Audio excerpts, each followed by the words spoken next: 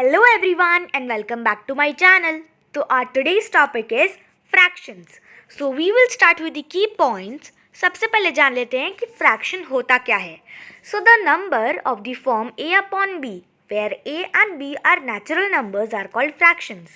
तो जब हमें कोई पार्ट होल का कोई पार्ट रिप्रेजेंट करना होता है तो हम फ्रैक्शन के फॉर्म में उसे रिप्रेजेंट करते हैं. तो जो ऊपर वाला नंबर होता है वो कोई पार्ट होता है और जो नीचे वाला नंबर होता है वो पूरा एक कंप्लीट होल होता है. नाउ अब जो ये फ्रैक्शंस होते हैं ना, ये जो दोनों नंबर होते हैं न्यूमरेटर और डिनोमिनेटर, ये टर्म्स भी हम अभी जानेंगे कि क्या होते हैं. तो ए और बी जो दोनों नंबर हैं वो नेचुरल नंबर्स ही होते हैं. क्यों? क्योंकि अगर हम होल नंबर की बात करें तो फिर वो ज़ीरो आ जाएगा, और अगर हम उसे ऐसे लिखते हैं सच एज 0/1 तो उसका कोई मतलब नहीं है. अगर हमें ये शो करना है 0/1 तो फिर उसका कोई मतलब ही नहीं होगा. और अगर हमें शो करना है लेट्स से 2/0 तो फिर भी इसका कोई मतलब नहीं है, क्योंकि 2 पार्ट हैं बट डिनोमिनेटर में देयर इज़ 0. तो वो किसके पार्ट हैं, क्या होल है, कुछ पता ही नहीं है. इसीलिए ये इंटीजर्स और होल नंबर्स में नहीं होता, ये नेचुरल नंबर्स में ही होता है. नेचुरल नंबर में हम इसे बेसिकली इस तरह से रिप्रेजेंट कर सकते हैं. अब आता है न्यूमरेटर और denominator. So in a upon b we call the numerator a and b the denominator. तो जैसे कि a और b की जगह में एक एग्जाम्पल लूँगी सच एज 4/, लेट्स से 4/8. तो यहाँ पर जो 4 है वो न्यूमरेटर कहलाएगा. ठीक है, क्यों? क्योंकि ये एक बेसिकली पार्ट है, और जो ये 8 है ये डिनोमिनेटर कहलाएगा. क्यों? क्योंकि ये पूरा होल है. Denominator and numerator. तो हमेशा जो ऊपर वाला नंबर होता है वो हमेशा कोई पार्ट रिप्रेजेंट करता है होल का, तो उसे हम न्यूमरेटर बोलते हैं. और जो नीचे वाला कंप्लीट होल होता है वो डिनोमिनेटर होता है. Now equivalent fractions. So two or more fractions representing the same part of a whole are called equivalent fractions. To get a fraction equivalent to a given number, we multiply or divide the numerator and the denominator of the given fraction by the same non-zero number. तो जब भी दो या दो से ज़्यादा fractions जो होते हैं वो same value same part represent करते हैं एक होल का, तो वो इक्विवेलेंट फ्रैक्शंस कहलाते हैं. एक अगर हमें इक्विवेलेंट फ्रैक्शन चाहिए तो हमें उस फ्रैक्शन को सेम नंबर से, मतलब हम जिस नंबर से न्यूमरेटर को मल्टीप्लाई कर रहे हैं फिर डिवाइड कर रहे हैं, सेम नंबर से हम डिनोमिनेटर को भी मल्टीप्लाई और डिवाइड करेंगे. ठीक है, एंड तभी हमें वो इक्विवेलेंट फ्रैक्शन मिलेगा. तो यहाँ पर भी यही बताया गया है, to get a equivalent fraction to a given number we multiply or divide the numerator and the denominator of the given fraction by the same non-zero number. वो non-zero number होना चाहिए और दोनों को हम सेम नंबर से multiply या divide करेंगे तो हमें एक फ्रैक्शन उसके इक्विवेलेंट मिलता है. Now like and unlike fractions. So fractions having the same denominator are called like fractions, otherwise they are called unlike fractions.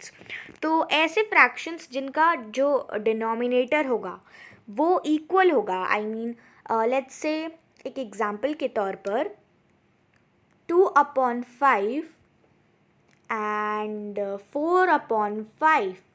तो ये दोनों जो फ्रैक्शंस हैं दे आर लाइक फ्रैक्शंस क्योंकि इनका डिनोमिनेटर सेम है. अब इसमें हम ऐड और सब्ट्रैक्ट कर सकते हैं क्योंकि ये लाइक फ्रैक्शंस हैं और इनका डिनोमिनेटर सेम है. वही अगर यहाँ पर ये 4/5 की जगह 4/6 होता तो ये अनलाइक फ्रैक्शन होता. क्यों? क्योंकि इनका डिनोमिनेटर सेम है एंड इनको ऐड और सब्ट्रैक्ट करने के लिए सबसे पहले हमें इनका एलसीएम निकालना पड़ता, दैट इज़ 30. तो जब हम इनका एलसीएम निकालते तभी हमें वो जो क्या कहते हैं, हम एडिशन और सब्ट्रैक्शन इसमें परफॉर्म कर पाते. अदरवाइज़ हम जब तक इनका एलसीएम नहीं निकालेंगे तब तक हम नहीं कर पाएंगे इसमें कोई भी एडिशन और subtraction. Now, proper and improper fractions. So, a fraction whose numerator is less than its denominator is called a proper fraction. Otherwise, it is called an improper fraction. तो ऐसे फ्रैक्शन जिनका जो न्यूमरेटर होता है वो denominator से कम होता है उसे हम प्रॉपर फ्रैक्शन बोलते हैं.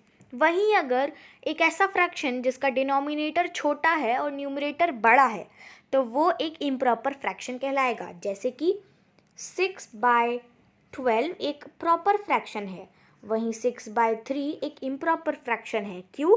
क्योंकि अगर एक होल है जिसके 12 पीसेज हैं उससे हम 6 पीसेज निकाल सकते हैं. बट अगर एक होल है जिसके 3 पीसेज हैं उससे हम 6 पीसेज कैसे निकालेंगे, राइट? तो आप इसे अगर लॉजिक लगा के सोचोगे तो ये जो इम्प्रॉपर वाला फ्रैक्शन है दिस वुड साउंड इलॉजिकल. इस तरह से हम इसे इम्प्रॉपर फ्रैक्शन बोलते हैं. Mixed fraction. So a mixed fraction is equal to a whole number plus a fraction.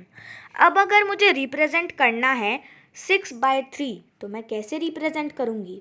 देखो, सिंपली हम इसे मिक्स्ड फ्रैक्शन में कन्वर्ट कर देंगे.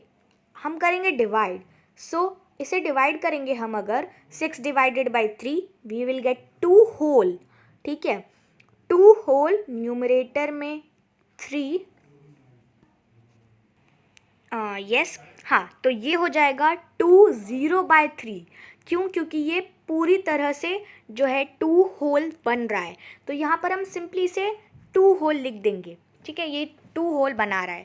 अब वहीं अगर ये 6 ना होकर 7/3 होता तो ये होता 2 होल 1/3. क्योंकि अगर हम इससे मल्टीप्लाई करेंगे वी विल गेट 6 + 1 क्योंकि न्यूमरेटर में we will get 7. So this is how we can convert a improper fraction into a mixed fraction. I hope you all got it. Now comparison of fractions जिसमें 2 rule apply होते हैं. Rule 1, rule 2. So rule 1 को पहले समझते हैं. Among two fractions with the same denominator, the one with the greater numerator is the greater of the two. अब अगर दो फ्रैक्शंस हैं जिनका डिनोमिनेटर सेम है तो जिस फ्रैक्शन का न्यूमरेटर बड़ा होगा वो फ्रैक्शन बड़ा होगा. जैसे कि 2/4 एंड 3/4. इसमें से कौन सा बड़ा होगा? Yes, 3/4 is greater than 2/4. अब इसे हम एक एग्जाम्पल से समझेंगे. जैसे कि मेरे पास 2 पिज़्ज़ा हैं. ठीक है, तो मेरे पास यहाँ पर 2 पिज़्ज़ा हैं. ओके, जिसमें 4 स्लाइसेस हैं. ठीक है, 4 स्लाइस ईच. एक मैंने रखा, एक मैंने अपनी फ्रेंड को दिया. मैंने अपने पिज़्ज़ा में से 2 स्लाइसेस खाए out of 4. So I ate 2/4 of the pizza. And मैंने अपने फ्रेंड को दिया तो उसने 3 स्लाइसेस खाए. So she ate 3/4 of the pizza. तो किसने ज़्यादा खाया? यस, तो 3/4 इज़ ग्रेटर. मेरे फ्रेंड ने ज़्यादा खाया, उसने 3 स्लाइसेस खाए आउट ऑफ 4 और मैंने जस्ट 2 स्लाइसेस खाए out of 4. So that's why अगर किसी भी फ्रैक्शन है, 2-3 फ्रैक्शन है, अगर बहुत सारे भी फ्रैक्शंस हैं और अगर उनका डिनोमिनेटर सेम है तो वो वाला फ्रैक्शन सबसे बड़ा होगा जिसका न्यूमरेटर सबसे बड़ा होगा. Rule 2. So among 2 fractions with the same numerator, the one with the smaller denominator is the greater of the two. अगर अब 2 फ्रैक्शंस हैं जिनका न्यूमरेटर सेम है तो वो वाला फ्रैक्शन बड़ा होगा जिसका डिनोमिनेटर छोटा है. जैसे कि let's say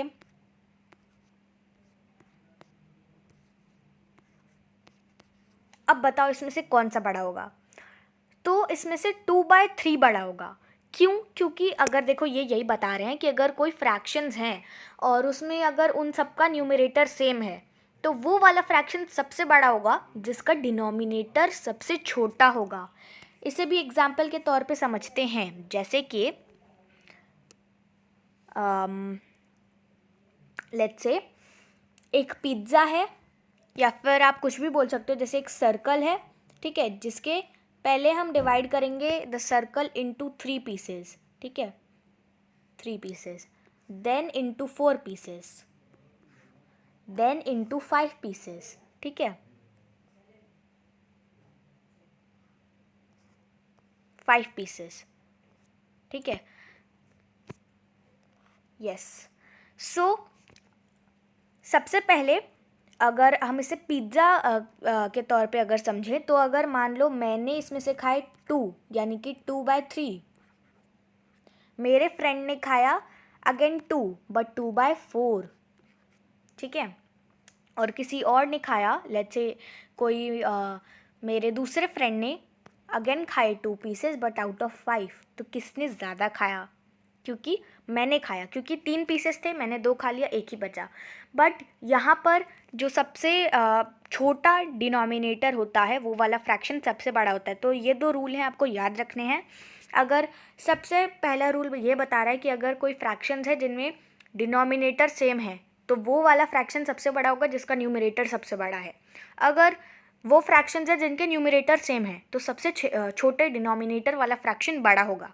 I hope you all got it, and with this we have reached to the end of the video। तो हमने fractions में जितने भी important key points थे इस वीडियो में हमने डिस्कस किए। I hope you all like the video, and if you did then don't forget to share and subscribe the channel। We will meet again in the next video. Till then, take care, bye bye and stay updated।